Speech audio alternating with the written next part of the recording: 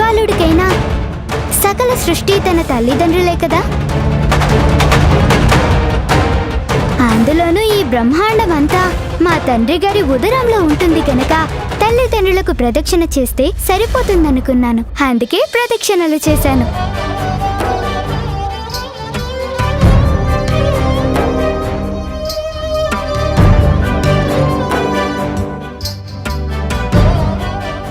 నువ్వు ఏ క్షణంలో తల్లిదండ్రులకు ప్రదక్షిణలో ఆరంభించావు ఆ క్షణమే నువ్వు పోటీలో పాలు పంచుకున్నట్లయింది.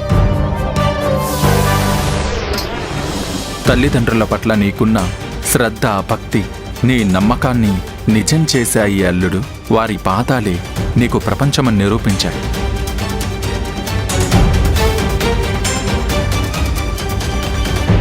శ్రీ గణనాథుని దివ్య చరితాన్ని తెలిపే గొప్ప దృశ్య కావ్యం జై గణేశ. కాంటిలో స్టూడియోస్లో